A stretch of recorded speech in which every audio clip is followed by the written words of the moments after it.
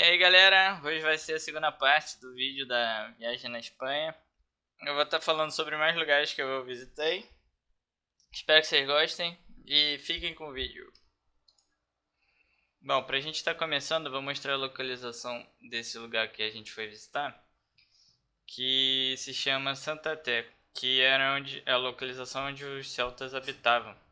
Então ainda tem os restos das casas deles lá e algumas reconstruções. Aí vocês podem estar notando no mapa que a localização desse lugar é bem na fronteira de Portugal com a Espanha. E fica entre esse rio que se chama Rio Minho, que é um rio que divide uma parte da Galícia de Portugal. Santa Tecla fica em cima de um monte que mede 341 metros de altitude. E aí quando você chega no topo, você encontra as ruínas das casas dos celtas. Estima-se que a população que vivia lá tinha entre 3.000 a 5.000 habitantes, se espalhando por todo o monte. Isso na época do século IV a.C. Os celtas denominavam esse povoado como Citânia. A posição desse povoado é bem estratégica. Por eles estarem numa altura bem grande e eles estarem voltados para o mar e para o rio, eles conseguiam ter uma visão panorâmica se chegassem invasores, né? Então, se viessem invasores com barcos pelo rio ou pela costa, eles conseguiriam identificar muito antes deles conseguirem atracar ou coisa assim. Então eles já estariam preparados para a batalha. Os habitantes desse povoado, eles volta e meia tinham que descer a montanha para ir pescar, para ir caçar, porque eles plantavam lá no topo. Eles tinham animais lá no topo e também plantavam lá, mas não gerava comida suficiente. Porque eles tinham gado para tirar leite e eles também tinham algumas hortas. Mas como vocês podem imaginar, por eles estarem numa montanha, você não tem muito espaço para plantar, né? Então acabava que não gerava alimento suficiente para a cidade. Então por isso eles tinham que pescar e caçar também. Para você visitar o local, você pode ir de duas maneiras, ou de carro ou fazer a trilha. Para quem gosta de fazer trilha é uma boa, porque você tem um bom percurso aí até chegar lá em cima. Que eu lembro de demorar pelo menos uns 15 minutos para subir de carro, assim, coisa do tipo. Talvez eu esteja exagerando, mas na minha lembrança era isso. Você pode requisitar para uma visita guiada ou você pode ir por conta própria mesmo. Acontecem visitas guiadas independentes, né, de empresas contratadas e também do próprio local.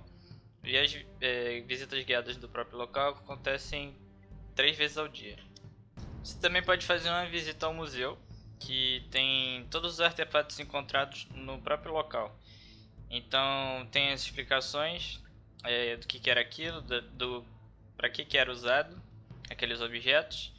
E na lojinha do museu você pode comprar símbolos celtas, que os caras pegam as próprias pedras do local e esculpem, né? E faz aqueles símbolos celtas da época. Eu lembro de ter comprado isso, mas eu perdi. Eu não tenho mais o cordão. Era um cordão com uma pedra com um símbolo celta. Coloquei esse mapa para vocês verem qual é o trajeto que vocês fazem até lá em cima e os principais pontos do local. Agora eu vou mostrar algumas fotos que eu tirei no local. Então vocês podem observar que essas são as ruínas das casas e eles faziam desse formato circular. E o teto eles faziam com palha e madeira, né? Descobriam com palha para não chover dentro e madeira. E se eu não me engano sempre tinha um buraco no teto para poder fazer fogueira dentro da casa, né? Para você poder esquentar o ambiente e também fazer comida. Porque senão os caras também morriam de frio, porque essas paredes são de pedra mas tipo não tem porta, tem alguns buracos, né? Então os caras provavelmente iam morrer de frio se não deixasse a fogueira acesa a noite inteira. Lá também se encontra um mirante, que você tem a vista para todas as direções. Então você consegue ver as cidades em volta, você consegue ver o rio, você consegue ver o Oceano Atlântico e você consegue ver Portugal também. E a vista é bem bonita lá de cima. Eu vou contar um pouco da história do nome do lugar, né, que se chama Santa Tecla por causa de uma santa, que ocorrem também em festividades lá no topo do monte, no dia 23 de setembro, que é o dia da santa. Santa Tecla é considerada a primeira mulher mártir e a padroeira dos agonizantes. A santa não é referida na Bíblia, mas no livro de Atos de Paulo. A santa teria nascido por volta do ano 30 d.C., em Seleucia, Turquia, no seio de uma família rica e pagã, na qual ela não se identificava. Segundo o livro dos Atos de Paulo e Tecla, o apóstolo Paulo ficou hospedado em Icônio, na casa de um vizinho de Tecla. Tocada pela pregação de Paulo e pelos louvores do santo ao valor da virgindade, Tecla decide cancelar seu casamento, que já estava combinado. E nem os esforços do noivo ou dos pais dissuadiram Tecla, que pretendia dedicar a sua vida ao evangelho. O pretendente de Tecla denunciou São Paulo, que foi preso. Com as visitas de Tecla a Paulo na prisão, a ira do seu pretendente e das famílias dos noivos aumentou, o que levou a que Tecla fosse acusada ao governador da cidade e condenada à morte na fogueira. Contudo, uma tempestade terá salvo milagrosamente a santa de morrer queimada. Tecla deixou sua terra natal e seguiu São Paulo nas suas missões de peregrinação. Em Antioquia, um nobre apaixona-se pela sua beleza e tenta raptá-la. Perante a sua recusa de casar com ele, Tecla luta com ele para se salvar, e este a leva a julgamento por agredir o nobre. Novamente condenada, Tecla é atirada às feras do circo, mas essas começam a lamber as mãos da santa em vez de atacar e comê-la. Todas as tentativas de torturar Tecla saíram fracassadas. Tecla foi libertada e por muitos anos pregou a palavra de Deus, curando os doentes e convertendo os pagãos. Feiticeiros pagãos, invejando a popularidade da santa, tentaram matá-la. Segundo a lenda, quando estes a perseguiam, Tecla suplicou por Deus por ajuda e uma rocha se abriu para esconder a Virgem. Santa Tecla provavelmente morreu aos 90 anos em Malula, na Síria. Existe um convento dedicado à santa chamado Deir Mar Takla, construído junto ao local onde a rocha se abriu para esconder a Virgem. Algumas das relíquias se encontram numa catedral em Milão. Porém, isso não explica porque o nome desse lugar na Espanha se chama Santa Tecla, que é o que eu vou falar agora. Esse lugar se chama Santa Tecla possivelmente porque uma monja, que se chamava Egéria, depois de regressar da sua peregrinação ao Oriente Médio, foi quem introduziu a santa a esse local, né? O culto à santa a esse local. Então eles começaram a fazer festividades e deram o nome do lugar de Santa Tecla, porque as festividades eram no topo do morro em homenagem à santa. Bom, dando continuidade, vou mostrar mais uma imagem para vocês aí do local. E essa aí eu tô na frente da casa que foi reconstruída. Agora vem outras fotos que eu vou mostrar para vocês. E a gente tá num forte do lado português, porque existem dois fortes aí nessa região que ficam... Um fica de um lado do rio e o outro fica do outro lado do rio. E aí era um forte espanhol voltado pro lado português, para defesa, né? E o forte português voltado pro lado espanhol também, para se defender de ataques. Então quando você tá em qualquer lado do forte, você consegue enxergar o outro forte do outro lado. E aí a gente tá no forte do lado português. E lá dentro tem cafeterias, tem restaurantes, tem bares. E também tem casas, tem pessoas que moram tipo realmente dentro do forte. Aí tem uma foto da gente comendo na cafeteria.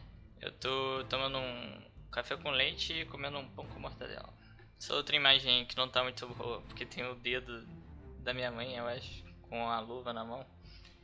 E a gente tá caminhando por dentro do forte. E o forte ele fica aberto a hora que você quiser, porque como tem pessoas que moram lá dentro e tem comércio lá dentro, você pode visitar ele a hora que você quiser, já que ele não fecha. Essa próxima imagem, a gente também está em Portugal, e eu estou em frente a essa escultura aí de arte moderna, que ela fica no meio da cidade assim. E esse local se chamava Veneza Portuguesa. Só que eu perdi as fotos, eu não tenho mais as fotos desse passeio que a gente fez. Mas eu vou colocar as imagens aí que eu achei na internet. Essa cidade é chamada assim, mas isso é um apelido, porque o verdadeiro nome dela é Aveiro. Mas ela é chamada assim porque faz lembrar Veneza, né? Dentro da cidade é cheio de canais que você pode fazer passeio de barco e tem passeios guiados. Esses barcos, você pode tanto ir no barco a motor quanto no barco que é uma gôndola, que é bem parecida com as que usam em Veneza, que é o cara com o remo atrás e não tem motor, né? Bom, a próxima imagem a gente está em Vigo, que é a maior cidade da Galícia. Mas eu também perdi as fotos, eu só tenho essa imagem daí. E esse local é a estação marítima, porque essa cidade também é uma cidade portuária. Aí Vigo não é uma cidade tão turística, né? Ela é mais uma cidade para você ir para comprar coisas, para ir no shopping, para ir em loja de roupa, para ir em restaurantes maiores assim, porque o resto dessas cidades, né? Elas são bem pequenas, então elas não tem muito desse tipo de coisa. Você não tem shopping, você não tem como comprar determinadas coisas. Então geralmente o pessoal vai realmente nessa cidade grande, que é realmente uma cidade grande, né? Tem 1 milhão de habitantes, que as outras têm 500 mil, 200 mil por aí. Ou até bem menos do que isso, 10 mil, 5 mil habitantes. Essa próxima foto a gente tá no topo de uma das montanhas lá. E se eu não me engano é o mesmo lugar onde que a gente foi, que eu mostrei no vídeo passado. Que tinha aquela igreja que eu falei que foi meu bisavô que ajudou a construir. Mas na verdade minha mãe me corrigiu e foi meu tataravô. Essa foto é na casa da minha bisavó. E embaixo da casa dela tinha essa adega aí, onde que eles armazenam o vinho e até às vezes produzem aí. Isso daí é como se fosse o porão da casa, né? Mas ao invés de ser um porão é uma adega. Essa próxima foto a gente tá num parque, que é naquela cidade que eu falei que é fronteira com Portugal, que se chama Salvaterra. E aí tem esse parque bem grande assim. Tem alguns animais ali que é tipo um mini zoológico. Então tem alguns animais, tem um pavão, tem porco, tem cabra. E aí geralmente o pessoal vai aí pra malhar, pra ver a natureza também, pra passar tempo e ver esses animais. Mas também tem alguns tipos de curso aí que eles oferecem em relação a saber cuidar da terra, saber plantar. Além também de ocorrerem algumas festividades aí dentro. E aí onde eu tô sentado é de frente pro Rio Minho. E ali onde vocês estão vendo aquela mata ali, aquela floresta, é Portugal. Essa outra foto eu tô sentado na escada da casa do meu avô. A casa tem 2 andares, tem 2 quartos em cima e tinha 2 quartos embaixo. Mas os meus avós eles venderam a casa e se mudaram, porque como eles não têm carro, o local onde que fica a casa é muito longe das coisas, né, da cidade e tal. Você pode ir até ir de ônibus, coisa que a gente fazia. E aí a gente pegava o ônibus e ia até a cidade mais próxima, que se chama Ponte Areias. Aí lá nessa cidade a gente ia no mercado comprar coisa pra casa. E entre outras coisas. Porque ali na região em volta, você tem alguns mercadinhos, mas eles são um pouco mais caros e não vendem muita coisa.